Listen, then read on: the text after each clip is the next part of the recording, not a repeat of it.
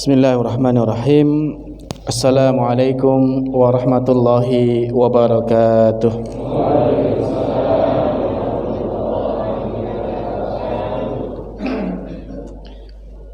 Alhamdulillahi wa kafa.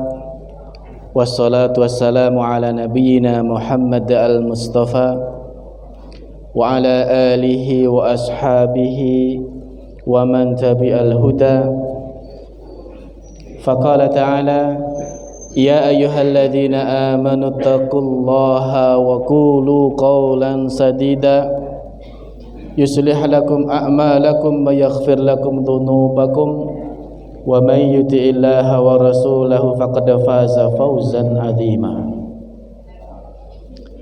أما بعد سبحانك اللهم لا علم لنا إلا ما علمتنا wala sahla illa ma ja'altahu sahla Rabbana zidna ilman nafi'a warzuqna fahma. Bapak-bapak dan ibu-ibu serta kaum muslimin wal muslimat rahimakumullah, yang semoga Allah limpahkan rahmatnya pada kita semua. Alhamdulillah, pagi ini kita kembali bersyukur kepada Allah, tentu atas berbagai limpahan nikmat yang Allah berikan kepada kita. Nikmat yang begitu banyak sampai tiada seorang pun dari kita sanggup menghitungnya. Allah berfirman, wa in ta'udu ni'matallah la tuhsuha. Jika kalian mau menghitung nikmatnya Allah, maka kalian tidak akan sanggup untuk menghitungnya. Dan di antara nikmat yang patut untuk kita syukuri adalah nikmat berupa taufik, kemudahan dalam melaksanakan perintah-perintah Allah, kemudahan dalam mentaati Allah, dan kemudahan bermajlis dengan orang-orang yang kita yakini kesolehannya. Bapak Ibu sekalian, berdekatan dengan orang soleh itu diantara ciri orang yang mendapatkan kebahagiaan. Dekat dengan orang soleh itu diantara ciri kebahagiaan. Ada seorang ahli ilmu yang menyebutkan ciri, diantara ciri kalau ingin mendapatkan kebahagiaan itu ada 4. Ya tentu ada banyak, namun ada 4 diantaranya. Pertama, ayyakuna zauj salihan wa zaujah salihatan. Kalau memiliki suami yang soleh dan istri yang solehah. Ini ciri orang yang ingin mendapatkan kebahagiaan. Pertama, bagaimana memiliki pasangan yang soleh dan solehah. Maksudnya adalah soleh dalam hubungannya dengan Allah Subhanahu wa ta'ala, dan soleh dalam hubungannya terhadap sesama manusia. Jadi soleh secara vertikal dan soleh secara horizontal. Soleh terhadap Allah Subhanahu wa ta'ala ketika ia melaksanakan hak kewajiban-kewajibannya kepada Allah, rajin sholat, puasa, zakat, dan kewajiban-kewajiban yang lain. Namun itu tidak cukup, karena kesolehan itu bukan cuma sekedar kepada Allah, namun juga soleh terhadap hubungan sesama. Ya, terhadap sesama, berakhlak yang baik dengan orang-orang yang ada di sekitarnya. Karena ada orang yang hubungannya kepada Allah bagus, rajin ke masjid, gak pernah telat, baca Quran tiap hari, berzikir, bahkan suka puasa, namun nyuwun sewu hubungannya dengan tetangganya malah tidak baik, suka mencela, suka mencaci, bahkan suka ngambil barang tetangganya. Ada juga sebaliknya, orang dengan tetangganya bagus, suka membantu, rajin menolong, bahkan rela ya misalkan minjam kendaraan, bahkan juga suka berbagi hadiah, tapi nggak pernah sholat, nggak pernah ke masjid, poso ora gelem. Nah, ini juga tidak benar. Yang baik adalah baik kepada Allah Subhanahu wa taala, baik juga hubungannya terhadap sesama. Hablum minallah baik, hablum minan nas juga baik. Ini ciri yang pertama. Kalau sudah memiliki suami yang saleh, memiliki istri yang salehah, maka itu akan mendapatkan kebahagiaan. Yang kedua, ayyakuna al-abna abrar. Ketika memiliki anak-anak yang berbakti, memiliki anak-anak yang berbakti kepada kedua orang tuanya, maka itu akan mendapatkan kebahagiaan. Harta yang melimpah, rumah yang mewah, jabatan yang tinggi bukan jaminan seseorang mendapatkan kebahagiaan. Ya.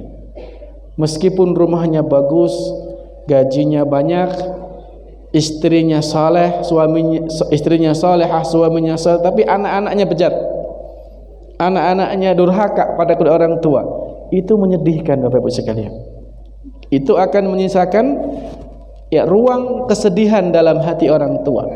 Orang tua pasti akan menangis itu. Ya, ketika melihat anak-anaknya tidak pernah ke masjid, anak-anaknya justru malah ya bergaul dengan orang-orang yang tidak benar, maka itu akan menimbulkan kesedihan. Yang ketiga, ayyakuna khulafa'uhu sholihin. Ketika ia bergaul dan berinteraksi dengan orang-orang saleh, maka akan menghadirkan kebahagiaan itu. Karena orang yang saleh itu dia akan memberikan pengaruh yang positif, baik dalam ibadah kita, dalam akhlak kita, dalam muamalah kita. Makanya Nabi kita mengingatkan, al-mar'u ala dini khalilihi. Seseorang itu tergantung dari agama teman dekatnya. Falyandur ahadukum ila man yukhalil. Perhatikan kepada siapa engkau berteman. Teman yang baik, teman yang saleh, maka dia akan memberikan pengaruh yang baik. Sebaliknya, teman yang buruk juga akan memberikan pengaruh yang negatif. Ya, sehingga ketika kita diberikan kenikmatan oleh Allah berupa kemudahan berdekatan dengan orang-orang yang saleh, itu adalah kenikmatan yang patut kita syukuri. Saya teringat ada kisah salah seorang ulama yang bernama Muhammad bin Maimun Abu Hamzah, gelarnya As-Sukari. As-Sukari itu artinya gula yang manis. Bukan karena beliau ganteng, bukan karena beliau penjual gula, bukan.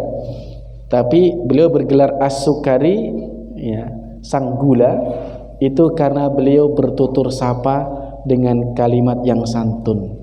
Jadi kalimat-kalimat yang keluar dari lisannya itu semua orang suka mendengarnya, maka digelari As-Sukari.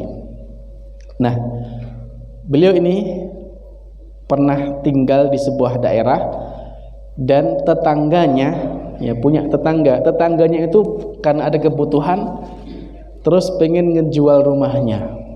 Ya. Dalam kisah itu disebutkan dalam Syarh A'lamun Nubala, dia tetangganya ini pengen menjual rumahnya harganya 2.000. Enggak disebutkan apakah 2.000 dirham atau dinar di situ. 2.000. Dia dijual rumah harganya 2.000 harga rumahnya. Terus plus 2.000 karena tetangganya Abu Hamzah. Ya. Jadi titel senengnya. Jadi dia jual rumah berapa? 2.000 harga rumahnya, terus 2.000 karena posisinya bertetangga dengan Abu Hamzah As-Sukari itu. Ya. Kabar ini sampai kepada Abu Hamzah, lalu dia datangi tetangganya itu, dia bawa uang 4.000. Ini 4.000 buat kamu, jangan kamu jual rumahmu. Begitulah bagaimana kesolihan seorang Imam Muhammad bin Maimun yang bergelar Abu Hamzah As-Sukari. Ya, ini bagaimana bertetangga dengan orang yang saleh, itu akan memberikan pengaruh yang sangat baik jemaah sekalian. Kemudian jemaah sekalian yang dimuliakan Allah Subhanahu wa taala, di antara nikmat yang paling besar dan nikmat yang paling besar yang Allah berikan kepada hambanya adalah nikmat berupa hidayah untuk menerima dinul Islam. Nikmat Islam, nikmat iman adalah nikmat terbesar yang Allah berikan kepada hambanya. Allah berfirman dalam Al-Quran, Al-yawma akmaltu lakum dinakum wa atmamtu alaikum ni'mati wa raditu lakumul islam dinah. Pada hari ini telah aku sempurnakan bagimu agamamu, wa atmamtu alaikum ni'mati, ya, dan telah aku sempurnakan nikmatku, kata Allah Subhanahu wa taala, wa raditu lakumul islam madina, dan aku ridai Islam sebagai agama buat kalian. Islam adalah nikmat tertinggi yang Allah berikan kepada hambanya, karena dengan Islam itulah seorang hamba nanti akan bisa memasuki surganya Allah Subhanahu wa taala. Dalam Al-Quran surah Al-Imran Allah mengatakan, wa may yabtaghi ghairal islami dina falan yuqbala minhu wa huwa fil akhirati minal khasirin. Barang siapa yang mencari agama selain daripada Islam, maka kelak tidak akan diterima agama tersebut, dan di akhirat dia akan menjadi orang yang merugi.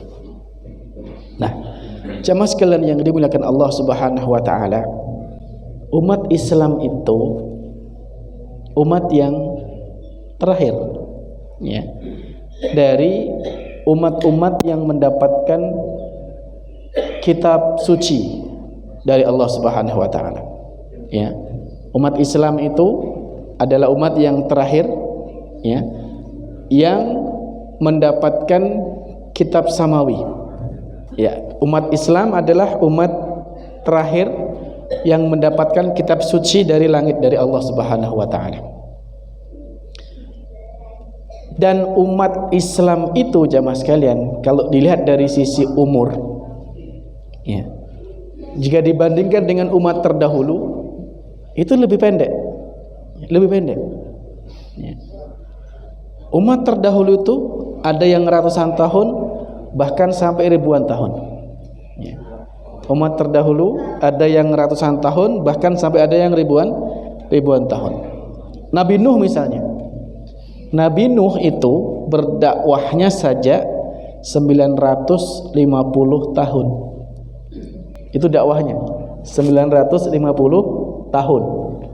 Kalau dihitung dari sejak beliau diangkat sebagai nabi, bahkan mungkin 1000 tahun umur beliau, ya. 1000 tahun lebih. Namun umat Islam yang lebih pendek umurnya, yang Nabi mengatakan a'maru ummati ma baina sittina wa sab'in. Umur umatku itu antara 60 sampai 70. Wa qalla ma yajuzu dzalik, dan sungguh sedikit yang lewat dari 70 tahun. Ya. Umur umat Islam antara 60 sampai 70 tahun. Tapi Allah berkehendak umat Islam adalah umat yang terbaik yang pernah ada.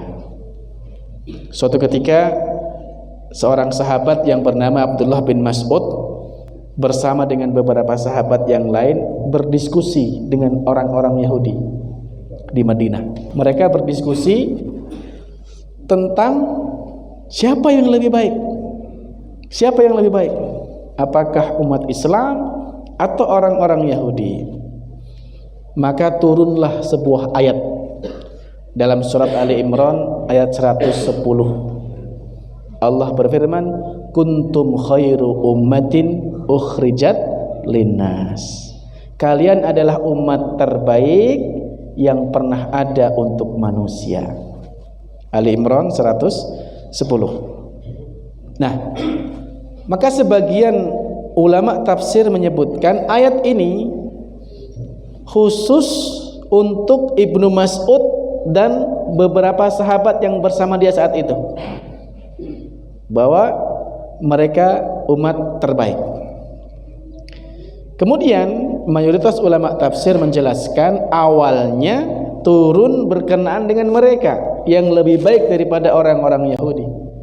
Namun kemudian ayat ini berlaku untuk umum, siapa saja dari kalangan kaum muslimin yang berislamnya sebagaimana Islamnya Abdullah bin Mas'ud dan para sahabat Nabi yang lain.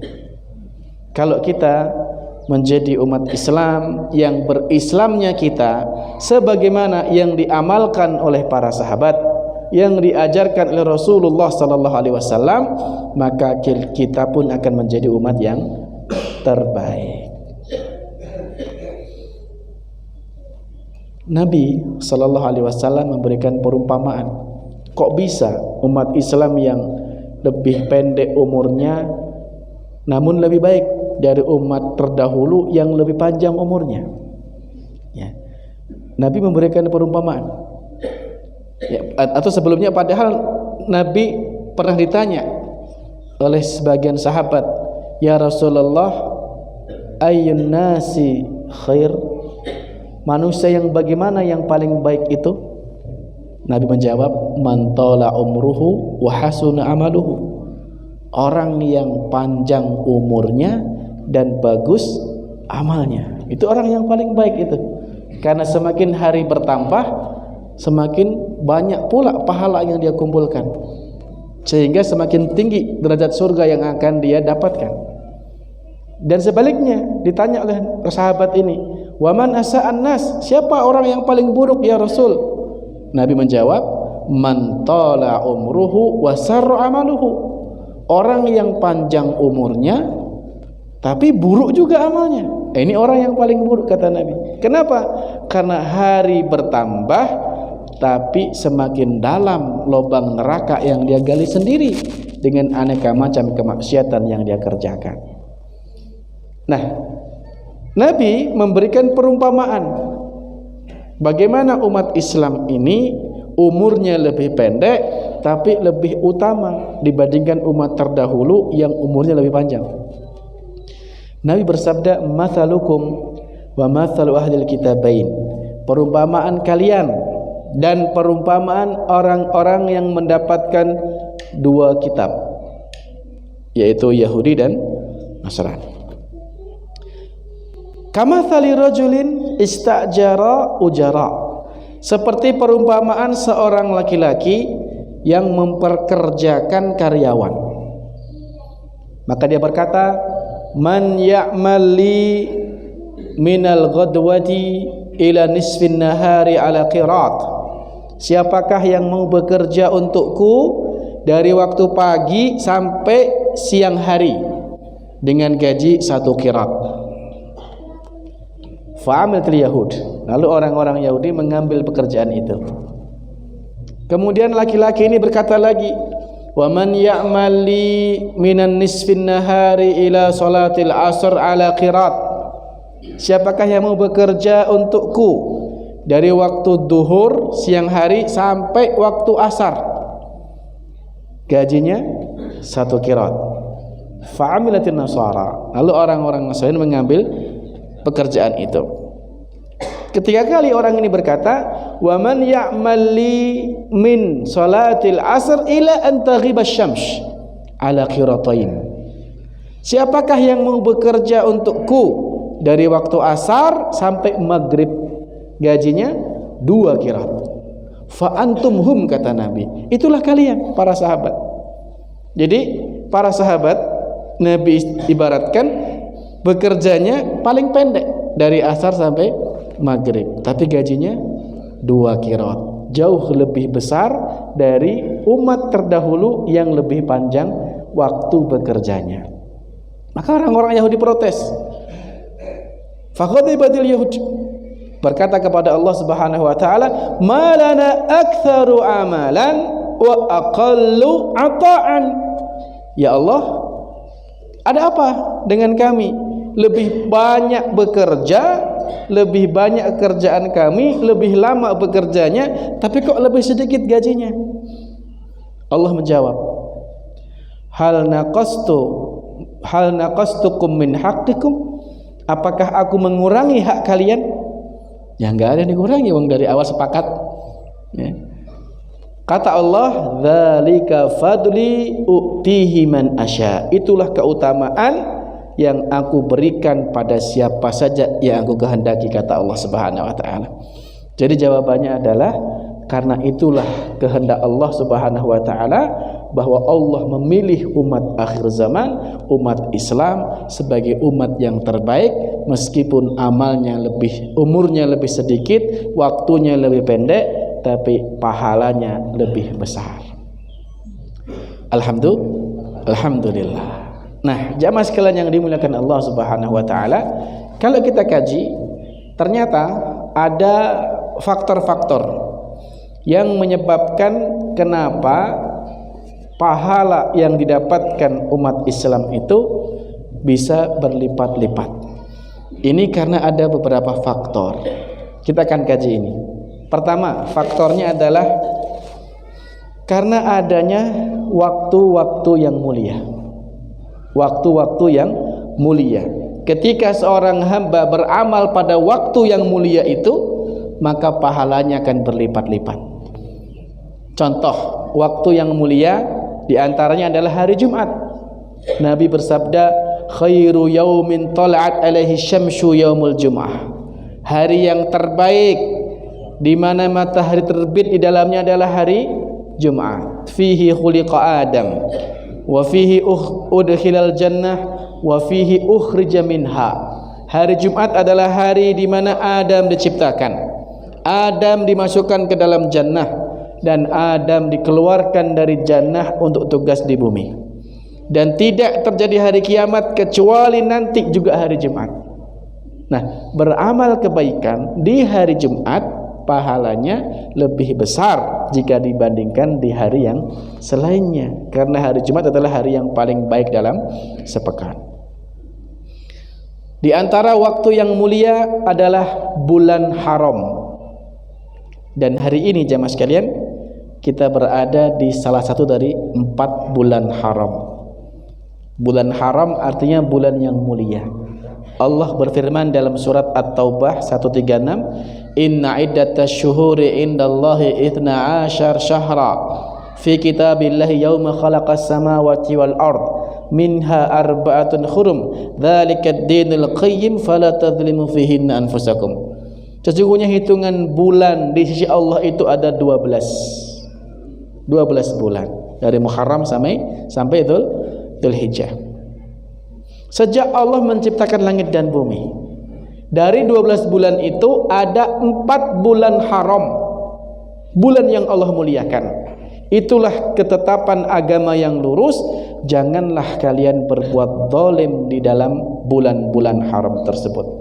Ibnu Abbas menjelaskan bahwasanya Allah Subhanahu wa taala memilih dan menetapkan 4 bulan haram sebagai bulan yang mulia. Allah anggap sebagai suci. Barang siapa yang beramal kebaikan di dalamnya, maka pahalanya akan dilipat gandakan.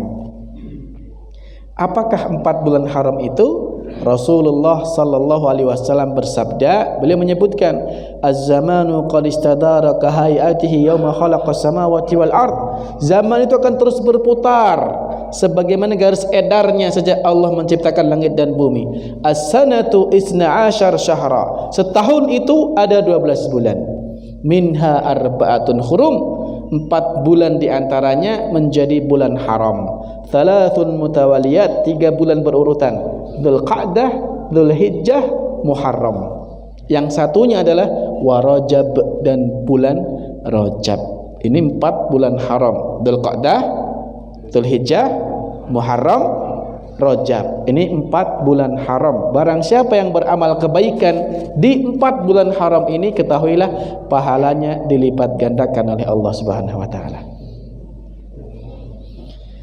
Waktu mulia yang berikutnya adalah bulan Ramadan. Bulan Ramadan jamaah sekalian, bulan yang paling baik dalam setahun. Apalagi kalau bertepatan dengan malam Lailatul Qadar yang Allah sebutkan dalam Al-Quran, khairun min alfi syahr, lebih baik daripada 1000 bulan. 1000 bulan itu, nah dikonversi ke tahun, sama dengan 83 tahun 4 bulan Bapak Ibu. 83 tahun 4 bulan. Jenengan bayangke, umpamanya jenengan sejak balik sampai umur sekarang, mungkin ada yang 50, 60, anggaplah mungkin ada yang dapat 20 kali Ramadan, ada yang 10 kali Ramadan. Dan kalau kita mendapatkan 10 kali malam Lailatul Qadar, maka itu sama artinya kita seolah-olah bertambah umur kita 83 tahun kali 10, 830 tahun. Jadi barang siapa yang beramal kebaikan di malam Lailatul Qadar, beribadah di malam Lailatul Qadar, seolah-olah dia telah beribadah selama 83 tahun. Nah, peng 10 830 tahun, sudah hampir sama umat terdahulu. Paham ya? Sudah hampir menyamai umat terdahulu. Subhanallah. Ini faktor yang pertama, yaitu faktor waktu yang mulia. Yang kedua, faktor yang menjadikan umat Islam ini lebih mulia, pahalanya lebih tinggi, adalah karena adanya tempat-tempat yang mulia. Adanya tempat-tempat yang mulia yang Allah berkahi, yaitu Masjidil Haram, Masjid Nabawi, dan Masjid Al-Aqsa, di mana Nabi kita bersabda, la tushaddur rihal illa ila 3 masajid. Janganlah kalian bersusah payah untuk menempuh sebuah perjalanan kecuali menuju ke 3 masjid. Masjidil Haram di Mekah, Masjid Nabawi di Madinah, dan Masjidil Aqsa di Palestina. Ini 3 tempat yang Allah muliakan, 3 tempat yang Allah khususkan dengan keutamaan yang besar. Nabi bersabda di Masjid Nabawi, salatun fi masjidi hadza khairun min alfi salatin fi masiwahu. Salat di Masjid Nabawi itu 1000 kali lebih baik dibandingkan salat di masjid yang lain. Jadi 1 kali salat subuh di Masjid Nabawi, Pak, itu baru bisa sebanding di Masjid Al-Huda niki ping 1000. Nah, 1000 niku pirang dinten? 1000 niku nggih sekitar 2 tahun 3 bulan. Subhanallah. Jadi nek umpamane jenengan di Madinah 5 waktu di Masjid Nabawi, seolah-olah jenengan ibadah salat 10 tahun niku. Subhanallah. Itu baru di Masjid Nabawi. 1000 kali salat.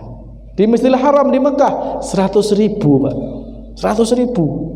Jadi 1 kali salat di Masjidil Haram pahalanya itu senilai 100.000 kali salat di masjid yang lain. Subhanallah. Itu ketetapan Allah, kita nggak bisa protes. Itu ketetapan Allah Subhanahu wa taala memberikan keutamaan di Masjidil Haram.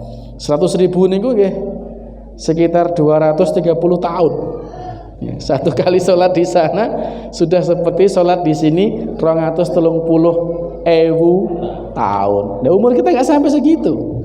Nah, maka wajar kalau Nabi memerintahkan kepada kaum muslimin untuk berupaya bisa berkunjung ke 3 masjid tadi. Maka mari kita berniat dulu. Pertama niat riyen.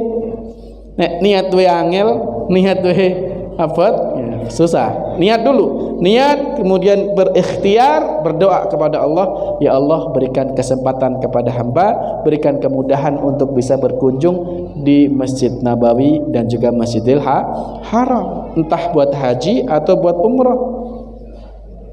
Ya, barangkali ada dari jamaah yang mau haji tahun ini, ketika nanti berada di Madinah, di Mekah, manfaatkan dengan baik untuk mendapatkan keutamaan yang hanya ada di sana, yang hanya ada di sana, di sini nggak ada. Ya, bagi yang belum berkesempatan, ya maka mari kita berdoa kepada Allah, kita berikhtiar, kita nabung.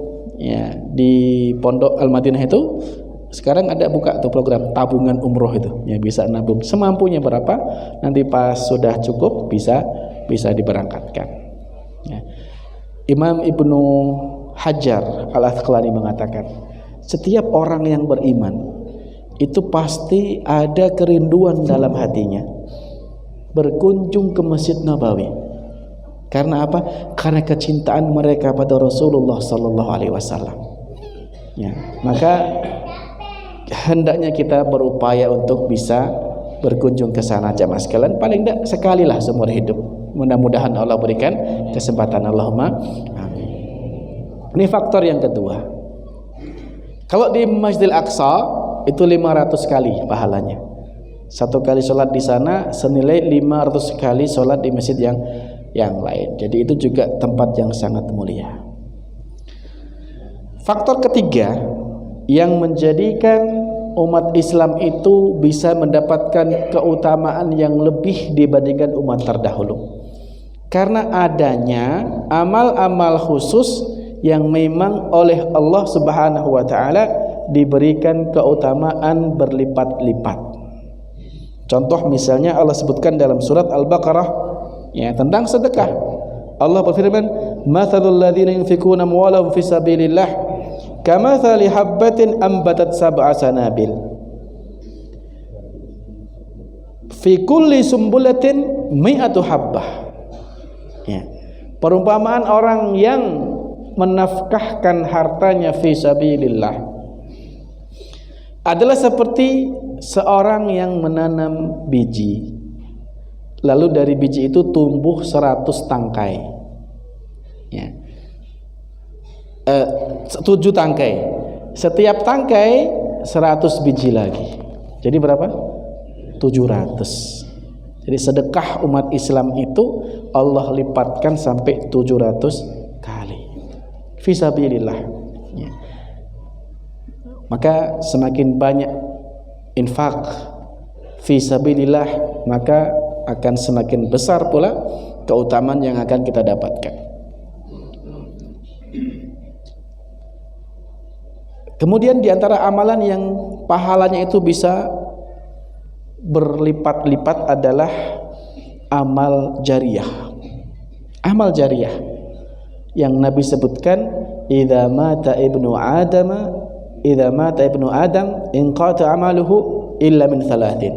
Kalau anak Adam itu meninggal dunia, terputus amalnya kecuali 3. Shadaqatin jariyatin, sedekah jariyah, apapun itu, jenengan bangun masjid, jenengan bangun pesantren, panti asuhan, jembatan, WC umum, jalan, fasilitas umum, rumah singgah, cakro, apapun, selama itu dipakai ya, dipakai dimanfaatkan oleh orang lain, maka jenengan dapatkan kiriman pahalanya ya. Semakin banyak kita tanam saham, tentu akan semakin banyak pahala yang bisa kita dapatkan. Itu sedekah jariyah seperti itu.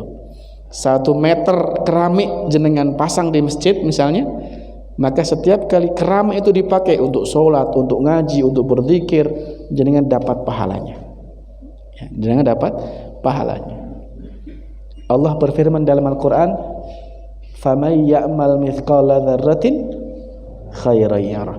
Barang siapa yang beramal kebaikan meskipun seberat biji zarrah, dia akan dapatkan balasannya nanti di akhirat. Itu baru sebesar biji zarrah, Bapak Ibu. Biji zarrah itu kalau diterjemahkan biasanya orang biji sawi, nggih, saking cilike. Tapi kalau mau diterjemahkan ke dalam bahasa Arabnya, zarrah itu kalau jenengan punya rumah genteng kaca, nek siang niku lek ana srengenge nyorot ki ana sing mabur-mabur niku. Ya, itulah zarrah itu. Jadi debu yang berterbangan itu loh. Jadi barang siapa yang beramal seberat itu saja akan dibalas oleh Allah Subhanahu wa taala pahalanya nanti. Apalagi kalau kemudian jenengan sampai 1 truk pasir, 1 sak semen, itu kan jauh lebih besar. Maka Allah tidak akan pernah menyia-nyiakan sekecil apapun kebaikan yang dilakukan oleh hambanya, jemaah sekalian. Au ilmin yuntafa'u bihi, atau ilmu yang dimanfaatkan. Jenengan mengajarkan ilmu kebaikan apapun, selama ilmu itu dilakukan, diamalkan, jenengan dapat pahalanya. Jenengan mulang abata, jenengan mulang Iqra, jenengan mulang Al-Fatihah, ngajari salat, ngajari wudu, ibu-ibu ngajari masak anake, ngajari masak koncone iso masak mergo jenengan sing ngajari. Setiap kali dia masak jenengan dapat pahalanya. Kalau jenengan yang ngajari bekerja, ngajari nyopir, ngajari macul, ngajari nandur, apapun ilmu yang bermanfaat, selama ilmu itu dimanfaatkan, maka jenengan akan dapatkan kiriman pahalanya. Awaladin salihin yad'ulahu, atau anak saleh yang mendoakan. Ya.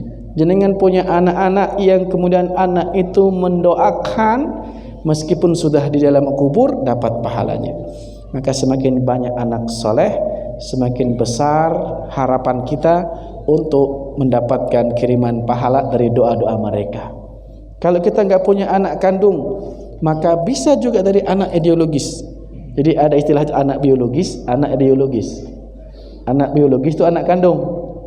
Anak ideologis ya anak yang kita didik, ya, anak yang kita biayai misalnya. Ya, kita sudah mentok nih, wis tua, sudah nggak punya anak lagi, sudah susah. Bagaimana supaya nambah anak? Ya udah, cari anak-anak yatim, anak-anak duafa, kita biayai, kita pondok kita sekolah kita yang biayai. Kalau kita punya kemampuan, maka anak-anak itu akan jadi anak ideologis kita, yang kelak kita harapkan dari mereka kita dapatkan kiriman pahala jariahnya. Nah, jamaah sekalian, di antara nasihat dari para ulama itu, bagaimana kita memikirkan nanti ketika kita sudah terbujur di alam kubur, wis rasa ngopo-ngopo, tapi pahala terus mengalir kepada kita. Ini yang perlu kita programkan. Ya, jenengan pikir, jenengan penggali, kira-kira apa, proyek apa yang nanti kalau tiba masanya kita ini sudah di alam kubur, tapi kita tetap mendapatkan kiriman pahala. Terserah, jenengan pikirkan apa itu. Ya, mungkin dengan 1 meter tanah wakaf, dengan apapun, yang penting itu berkekalan jangka panjang. Itu kita pikirkan jamaah sekalian. Berikutnya yang keempat, ya, penyebab atau faktor yang menjadikan pahala umat Islam itu bisa berlipat adalah karena niat yang benar, niat yang lurus. Jadi niat itu bisa meninggikan pahala. Ya. Imam Ibnu Hajar Al-Haythami menjelaskan innal a'mal tatafadulu bitafaduli ma fil qulub minal imani wal ikhlas. Pahala amalan itu bisa bertingkat-tingkat, tergantung dari apa-apa yang ada dalam hati, tergantung level iman dan niatnya. Semakin ikhlas, semakin tinggi pahala. Ya, makanya Nabi menyebutkan sebuah contoh, ada 2 orang yang sholat di masjid yang sama, di shaf yang sama, tapi pahalanya nggak sama. Di antara penyebabnya adalah karena faktor keikhlasan yang berbeda, jamaah sekalian. Ya. Sehingga sebagian ahlul ilmi itu memberikan nasihat, bersedekahlah kalian di saat miskin. Bersedekahlah di saat miskin, karena itu lebih mudah untuk menjaga ikhlas. Sambil contoh, misalnya ada 2 orang, si A dan si B. Si A niki Pak, si A niki gur duwe duit 200.000, pinten? 200.000 tok ditene. Si B gadeng wong sugih, duitnya katakanlah 10 juta. Terus si A dan si B ini sama-sama sedekah, nominalnya sama-sama 100.000. Si A sedekah 100.000, si B juga 100.000. Kira-kira pahalanya besar siapa? Yang A atau yang B? Atau yang B dia sedekah 500.000? Gede seperti pahalanya.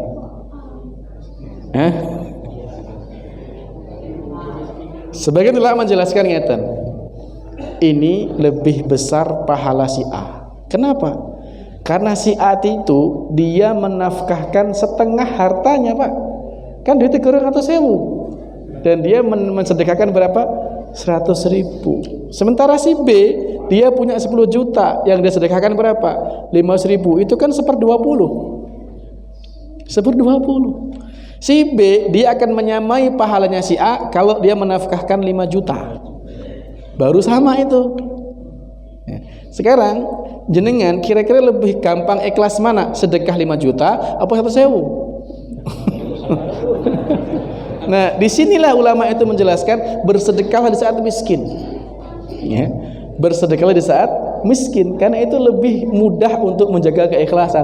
100.000. Ya kan? Ini diantara nasihat ulama seperti itu. Kadang ulama itu menjelaskan, kadang-kadang ya seperti itu bahasanya itu. Bersedekahlah di saat miskin. Subhanallah. Kan kroso, nek kita sedekah 5 juta tuh kroso banget. Nek 100.000 kan beda kerasanya ya Mas. Itu lebih menjaga keikhlasan. Yang terakhir, dari faktor yang bisa menyebabkan umat Islam itu lebih utama dari si pahala adalah karena kesesuaian dengan sunnah Nabi. Semakin sesuai dengan sunnah Nabi akan semakin besar pahalanya. Ya. Nabi pernah menyebutkan contoh seorang yang sholat tadi. Orang sholat itu ada yang mendapatkan pahala 1/10, 1/9, 1/8, 1/7, 1/6, 1/5, 1/4, 1/3, bahkan setengah. Jadi nggak dapat 100%. Tergantung dari apa? Selain niat adalah kesesuaian dengan sunnah Nabi. Semakin sesuai dengan sunnah Nabi, maka akan semakin besar pahala yang bisa didapatkan. Ya. Sholat itu dari sunnah-sunnahnya, ngangkat tangannya ke piye, posisi rukuknya gimana, sujudnya gimana, 7 anggota badan sudah sempurna atau belum, itu akan berpengaruh pada pahala. Ya. Semakin sesuai dengan sunnah Nabi, semakin besar pahalanya. Suatu ketika ada seorang sahabat Nabi yang nyembelih korban sebelum sholat. Ya. Nyembelih korban sebelum sholat Idul Adha. Maka Nabi bersabda, "Man dabaha qabla sholah fali nafsihi." Barang siapa yang menyembelih korban sebelum sholat Id, itu untuk dirinya sendiri. Wa man dabaha ba'da sholah, dan barang siapa yang menyembelih setelah sholat, maka itu baru namanya kurban, sesuai dengan sunnah kaum muslimin. Jadi beda pahalanya. Sama-sama nyembelih, beda nih sebelum sholat kalau setelah sholat. Nek sebelum sholat ya untuk diri sendiri, tapi kalau setelah sholat jadi kurban. Apa yang membedakan? Sesuai dengan sunnah Nabi. Ya, maka semakin sesuai dengan sunnah Nabi, maka akan semakin besar pahala yang didapatkan. Ini beberapa faktor yang menjadikan umat Islam itu pahalanya bisa berlipat, jemaah sekalian. Namun kita juga perlu berhati-hati, kita perlu waspada dan memahami bahwa sebagaimana pahala itu bisa berlipat ganda, dosa pun juga sama. Ya. Dosa juga sama. Dosa itu juga bisa berlipat-lipat karena beberapa faktor. Di antaranya, pertama karena faktor waktu tadi, waktu-waktu yang mulia.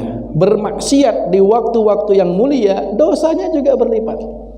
Bermaksiat di hari Jumat, bermaksiat di bulan haram, sampai-sampai Allah menyebutkan secara khusus dalam ayat 136 tadi, fala tadzlimu fihinna anfusakum, jangan sekali-kali kalian berbuat zalim pada 4 bulan haram itu. Penegasan, penekanan. Kenapa? Karena perbuatan zalim yang dilakukan di bulan haram akibatnya lebih berat, dosanya lebih besar jika dibandingkan di bulan yang lain. Bermaksiat di bulan Ramadan akibatnya lebih berat dibandingkan di bulan yang lain. Ya. Faktor yang kedua, faktor tempat yang mulia. Hati-hati kalau misalkan nanti Allah ijabah doa-doa kita, bisa berkunjung ke Madinah, bisa ke Mekah, hati-hati di sana, jangan malah bermaksiat. Berat dosanya.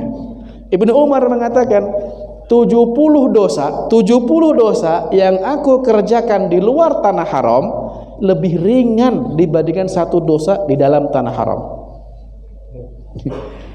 Ya, 70 dosa di sayangan mriki lebih ringan dibandingkan satu dosa yang sama tapi di Madinah atau di Mekah. Berat. Itulah sebabnya salah seorang sahabat yang bernama Ibnu Abbas, sepupu Nabi, itu beliau tinggal di Mekah lama, tapi di masa tua beliau nggak mau tinggal di sana. Beliau pindah ke Taif, sekitar 80 kilo dari Mekah. Ya, Taif itu gelarnya kota bunga, 1000 bunga.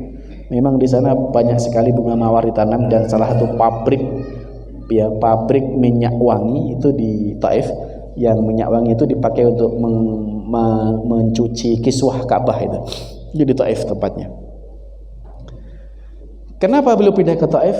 Karena beliau ketawaduan beliau ini. Beliau tawaduk. Ya, beliau mengatakan, saya tidak pantas mati di Mekah. Subhanallah. Padahal beliau sahabat, tapi merasa nggak pantas kalau seandainya meninggal di Mekah. Maka beliau pun meninggalnya di kota Taif radhiyallahu anhu.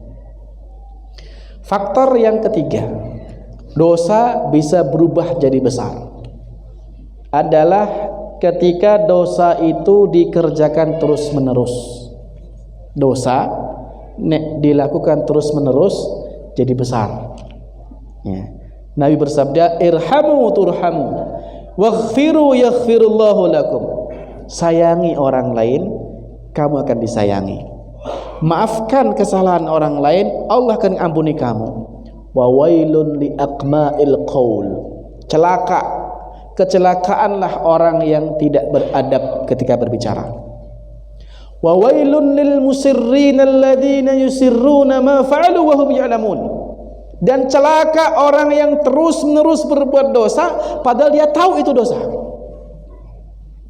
Wis ngerti kuwi dosa tapi terus-terusan dikerjakan, maka itu berubah jadi dosa besar jamaah sekalian.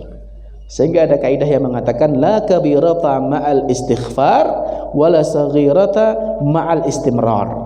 Tidak ada dosa besar kalau setelahnya diiringi dengan istighfar, bertaubat. Hilang dosanya, diampuni Allah. Dan tidak ada dosa kecil kalau dilakukan terus-menerus. Yang kecil yang bendino seminggu jadi gede, kan begitu. Ini yang pertama. Yang ketiga, yang keempat, faktor yang menjadikan dosa kecil berubah jadi besar adalah faktor jika dosa itu diremehkan. Meremehkan perbuatan dosa, dianggap sepele. Menyepelekan dosa itu perkaranya bisa menjadikan dosa itu besar. Ya, karena orang kalau sudah menyepelekan dosa, maka dia akan sudah tidak mau merenungi akibat dari dosa itu. Ya, sudah tidak mau merenungkan tentang kelingan azab, baru sudah kelingan mesti remeh ke dosa nih. Ya. Nabi kita menyebutkan perumpamaan, innal mu'mina yara dzunubahu. Orang beriman itu melihat dosa, wa huwa qa'idun tahtal jibal, seperti dia duduk di bawah gunung. Ya khafu ayyaqa'a fih, dia takut kalau dia berbuat dosa maka gunung itu akan menimpa dia.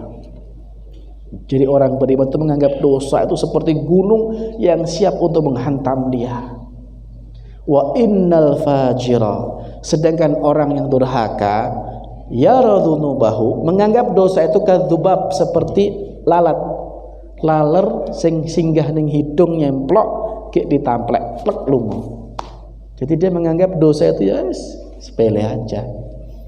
Ya, kalau sudah meremehkan dosa jamaah sekalian, hati-hati, dosanya akan jadi besar. Yang keempat, kelima, dosa itu bisa berubah jadi besar ketika seseorang bangga dengan dosanya, menampakkan dosanya. Jadi berbuat dosa ini malah seneng, terus bangga dengan dosa itu tampakkan. Nabi bersabda, kullu ummati mu'afan, setiap umatku itu bisa diampuni dosanya, illal mujahirin, kecuali mujahir. Senes ikan loh. Kecuali mujahir. Siapa itu mujahir? Kata Nabi, wa inna minal mujaharah. Mujahir itu, kata Nabi, contohnya adalah seseorang yang berbuat dosa di malam hari. Di malam hari berbuat dosa. Thumma yusbih. Kemudian masuk pagi hari dan dia berkata pada orang-orang, ya fulan laqad fa'altul barih kada wa kada. Tadi malam saya berbuat dosa ini dan ini. Padahal sudah ditutupi oleh Allah. Ya. Dia berbuat dosa, nggak ada yang tahu. Tapi dia malah ngomong dewe. Wah status, tadi malam saya nyolong jambu nih. Malah dia malah menampakkan dosa. Nah, menampakkan dosa di muka umum itu berubah jadi dosa besar, jamaah sekalian. Ya. Enggak punya malu lagi. Ya, enggak punya malu. Dia sudah berbuat dosa, malah dia menampakkan dosa itu di muka umum, berubah jadi dosa besar. Yang ke-6, ya. Dosa itu bisa berubah jadi dosa besar karena istidraj. Istidraj itu kata Nabi, idza ra'aitallaha, kalau kau melihat Allah, yu'ti, memberikan, ya, pada orang yang bermaksiat kemewahan dunia. Orang bermaksiat kok malah diberi kemewahan dunia. Itulah istidraj. Ya. Wong ora tau salat ning malah tambah sugih gitu. Ora tau poso ning malah tambah apik omahe. Ora tau sedekah ning malah tambah. Itu namanya istidraj. Istidraj, ya. Berbuat maksiat tapi dia malah mendapatkan kemewahan dunia. Nah, itu jadi dosa besar jamaah sekalian. Dan yang terakhir, perbuatan dosa itu yang mungkin awalnya kecil bisa jadi besar jika yang mengerjakannya adalah ulama. Ya, seorang ustadz, kiai, imam masjid, ketua pengajian. Berat, ketua PAP misalnya. Ya, orang yang disegani, orang yang diteladani berbuat maksiat, maka jadi besar dosanya itu. Imam Al-Ghazali mengatakan, dosa yang dikerjakan seorang alim maka perkaranya akan jadi besar, berubah jadi besar, karena akan kekal setelah kematiannya. Orang akan jadikan hujah itu. Orang akan jadikan alasan, oke ustadz yang ngono gitu ya. Jadi dia akan melu-melu, akan diikuti oleh orang itu. Itu jadi besar dosanya. Karena dia mengkhianati ilmunya. Dia mengkhianati ilmunya sendiri. Ya. Dalam Al-Qur'an surat Al-Ahzab ayat 30 Allah berfirman, ya nisa'an nabi may ya'ti minkum bi fahishatin mubayyinah yudha'af lahal 'adzabu dhi'fain. Itu ayat Al-Ahzab 30.